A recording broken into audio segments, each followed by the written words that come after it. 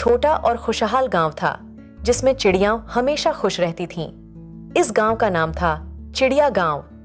यहाँ के लोग न केवल अपने खेतों और बागों की देखभाल करते थे, बल्कि चिड़ियों की भी बड़ी देखभाल करते थे।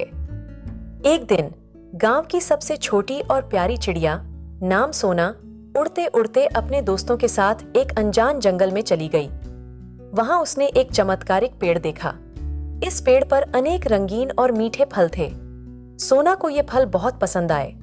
वह और उसके दोस्त उस पेड़ के पास गए और फल खाने लगे। तभी एक भयानक राक्षस उन्हें देख लिया। उसने चिड़ियों को पकड़ने की कोशिश की, लेकिन सोना और उसके दोस्तों ने बहुत मेहनत करके उसे हरा दिया।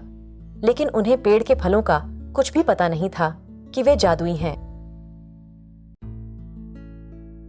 वापस आकर जब वे गांव में फिर आए तो सभी चिड़ियां चमकीले और खुश हो गईं। इस जादुई पेड़ के फलों का असर था कि वे सभी अद्भुत और सजीव लग रहे थे। लेकिन वे नहीं जानते थे कि यह फल जादुई हैं और उन्हें इसके अद्भुत गुणों का पता नहीं था।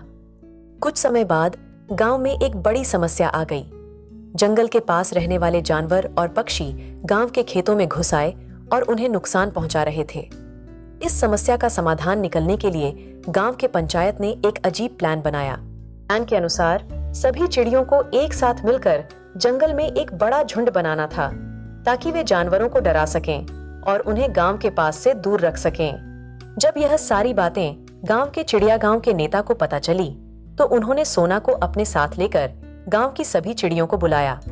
सोना और उसके दोस्तों ने जंगल में जाने का निर्णय किया ताकि वे उस बड़े झुंड का हिस्सा बन सकें। जंगल में जाते ही सोना और उसके दोस्तों ने देखा कि झ गांव के चिड़िया गांव के नेता और सोना ने बड़े ही साहस से जंगल में अपने झुंड को बनाया।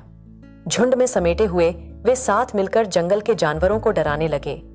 जंगल के जानवर और पक्षी उनकी विशाल भीड़ को देखकर डर के मारे भाग जाते। गांव के नेता ने सोना को बहुत सम्मान दिया और उसे गांव की सबसे महान चिड़िया के रूप में माना। सोना की मेहनत और साहस ने गांव को जंगली जानवरों से बचाया। इस कहानी से हमें यह सीख मिलती है कि साझेदारी, साहस और मेहनत की शक्ति से हर कठिनाई का सामना किया जा सकता है। जब हम एकजुट होकर काम करते हैं तो हमें हर मुश्किल को पार करने की क्षमता मिलती है। आपका चैनल सब्सक्राइब करें, वीडियो को लाइक करें और अपनी टिप्पणी जरूर छोड़ें।